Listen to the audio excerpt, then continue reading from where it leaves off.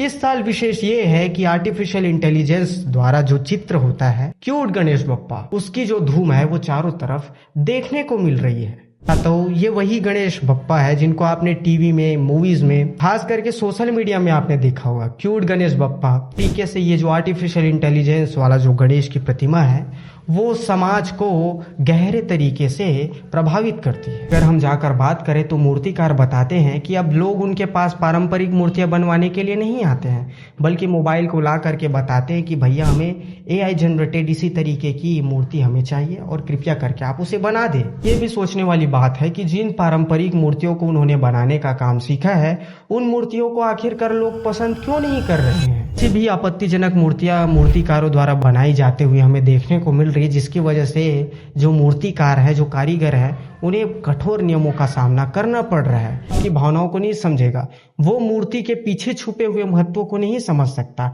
इसी वजह से उससे जो बनी हुई मूर्तियां होती है, जो छवियां होती है, वो कहीं ना कहीं पूजनीय प्रदर्शित नहीं होती है। नमस्कार दोस्तों, त्योहारों का मौसम अब आ गया है और हमारे आसपास के जगहों में अगर हम देखें तो गणेश चतुर्थी की वजह से जो पंडाल है और जो त्योहार है उनकी जो रौनक है वो देखी जा रही है। पता है, हम हर साल ठीक उसी तरीके की गणेश प्रतिमाएं देखते थे जैसा हम देखते आ रहे हैं। इस साल विशेष ये है कि आर्टिफिशियल इंटेलिजेंस द्वारा जो चित्र होता है क्यूट गणेश बप्पा, उसकी जो धूम है वो चारों तरफ देखने को मिल रही है। जिन लोगों को पता नहीं है कि ये जो AI गणेश क्या है, तो मैं आपको बताना चाहता हूँ, ये वही गणेश बप्पा है जिनको आपने टीवी में, मूवीज में, खास करके सोशल मीडिया में आपने देखा होगा। क्यूट गणेश बप्पा, हाँ, ये वही AI मूर्ति है जो थोड़े कार्टूनिस्टिक दिखाई देते हैं। उनका जो चेहरा होता है वो कार्टून जैसे दिखाई देता है और वो ज्यादा क्यूट दिखाई देते हैं। हम इसी तरीके की प्रतिमाओं के बारे में बात कर रहे हैं। एक तरफ तो इन प्रतिमाओं को लेकर लोगों में बहुत ज्यादा आकर्षण का केंद्र बना हुआ है और दूसरी तरफ समाज के ऐसे भी वर्ग हैं जो इसके बारे में सकारात्मक विचार नहीं रखते। आइए जानते हैं इस वीडियो में कि किस तरीके से ये जो आर्टिफिशियल इंटेलिजेंस वाला जो गणेश की प्रतिमा है वो समाज को गहरे तरीके से प्रभावित करती है।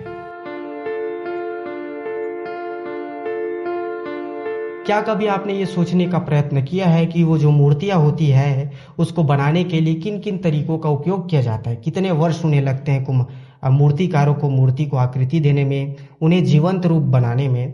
दोस्तों, लेकिन आज ये कारीगर जो है वो बड़े संकट का सामना कर रहे हैं। न सिर्फ छत्तीसगढ़ के बड़े बड़े शहरों में बल्कि आसपास के छोटे छोटे गांवों में भी ये ट्रेंड आसानी से नोटिस कर पा रहे हैं कि जो 40% जो ऐसे भी पंडाल है जो पारंपरिक तौर पे मूर्ति जो रखा करते थे वो अब उस तरीके की मूर्ति न रख के AI इमेज जैसी मूर्तियों को रख रहे हैं।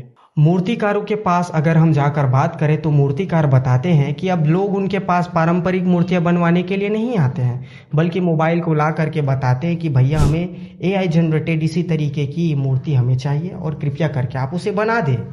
मूर्तिकारों का ये भी कहना है कि अगर उनकी इच्छा हो चाहे ना हो वो ऐसी मूर्तियां बना देते हैं। कारण है क्योंकि इन मूर्तियों से ही उनकी आजीविका चलती है, तो वो ज़्यादा वाद विवाद न करके जैसा मूर्ति बनाने की डिमांड लोगों द्वारा की जाती है वो इस प्रकार की मूर्तियां बना देते हैं। एक काल्पनिक मूर्तिकार है जिनका नाम मान के चलिए रमेश है, वो बताते हैं कि अब अधिकतर लोग इसी तरीके के ही मूर्तियां बनवाने की पेशकश हमारे पास करते हैं। एक तरफ तो AI मूर्तियां लोगों को ज्यादा आकर्षित कर रही है, वहीं दूसरी ओर ये भी सोचने वाली बात है कि जिन पारंपरिक मूर्तियों को उन्होंने बनाने का काम सीखा है उन मूर्तियों को आखिरकार लोग पसंद क्यों नहीं कर रहे हैं।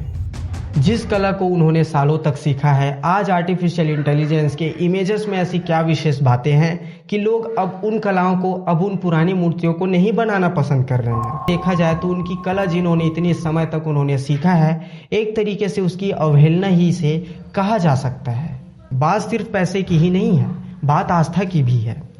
एक मूर्तिकार है रमेश प्रजापति, ऐसा उनका मानना है कि इस प्रकार की जो मूर्तियां हैं वो असली मूर्तियों जैसे नहीं लगते, वो कार्टून जैसे लगते हैं और एक तरीके से ये जो मूर्तियां हैं वो लोगों की आस्था के साथ खिलवाड़ करने का काम करती है।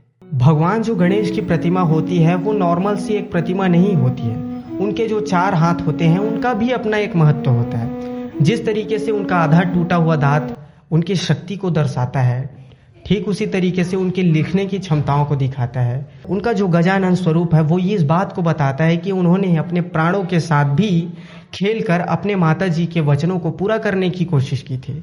उनका जो 4 हाथ होता है वो समस्या और समाधान को बताने का प्रतीक होता है। हर एक जो बारीकियां होती है उसके पीछे कोई ना कोई उद्देश्य होता है। लेकिन जो AI जनरेटेड मूर्तियां आजकल हमें देखने को मिल रही है उसमें आप आसानी से ये चीजें नोटिस करेंगे कि उसे अधिकतर इंसानों जैसे ही बनाया जाता है। उनके अधिकतर 2 ही हाथों को दिखाया जाता है और कभी कभार उन्हें सामान्य पोशाकों में भी दिखाया जाता है जैसा हम नॉर्मल पहनते हैं, जो बहुत सारी लोगों की धार्मिक भावनाओं को आहत करने का काम करती है।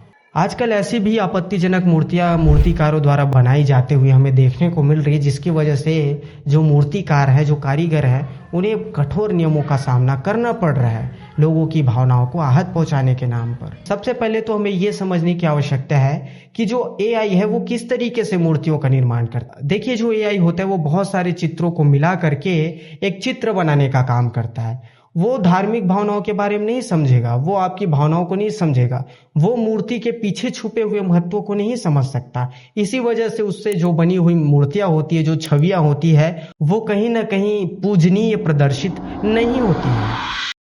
दुनिया भर के बहुत सारे ऐसे विशेषज्ञ हैं जो AI की वजह से कला में हो रहे बदलावों को लेकर के चिंतित है। कई गुरुओं का यहाँ तक मानना है कि AI कलाओं को हम धार्मिकता का गुण नहीं दे सकते हैं। AI जनरेटेड कलाओं में इंसान के हाथों की और उनकी बुद्धि की, इन सारी चीजों की कमी होती है। इस वजह से उसे प्रॉपर कला हम नहीं कहेंगे। AI की एक और भी बहुत बड़ी कमजोरी है कि AI जो भी चित्र बनाता है वो पहले ऑलरेडी जो जितने भी चित्र इंटरनेट पे मौजूद है उसको मिला करके एक नया चित्र आपको दिखाता है। कई सारे कलाकार यहाँ तक मानते हैं कि ये एक तरीके की कला की चोरी है, क्योंकि आपने तो अपने से कुछ बनाया नहीं है। हालांकि लोगों का इस पर 2 राय हो सकता है। इसके अलावा अगर हम भारत में AI जनरेटेड चीज़ों की ओर से अगर हम किसी नियम कानून की बात करें तो वो यहाँ पर उतना सख्ती से लागू नहीं है। AI से रिलेटेड यहाँ पे कानून न के बराबर है, तो ये भी भारत देश में एक चिंता का विषय है। देखिए, बात चाहे कुछ भी हो, निष्कर्ष ये है कि जो AI होता है वो चित्रों को मिला करके एक नया चित्र बनाता है। AI का इस्तेमाल हम सिर्फ इस तरीके से कर सकते हैं कि ये हम लोगों का जीवन आसान बनाए। देखिए, जो गणेश जी है वो बुद्धि और विघ्न हरता है। AI द्वारा जनित ये जो संकट उत्पन्न हो रहा है, इसे भी हमें बुद्धि और विवेक के साथ ही दूर करना चाहिए। हमें अपने पारंपरिक कला को बचाना है, हमें अपने कारीगरों का समर्थन भी करना है और हमें अपनी आस्था की पवित्रता को भी बनाए रखना है। आपके आसपास AI गणेश जी की प्रतिमाओं को लेकर के आपका क्या विचार है? आप कमेंट करके बताइए आपके एरिया में कैसी कैसी प्रतिमाएं हैं। आपको ये जानकारी कैसी लगी बताना जरूर, कमेंट करके आप बता सकते हो वीडियो कैसा लगा। ऐसे वीडियो देखने के लिए आप हमारे चैनल आयुष द्विवेदी को सब्सक्राइब कर सकते हो। बहुत बहुत धन्यवाद।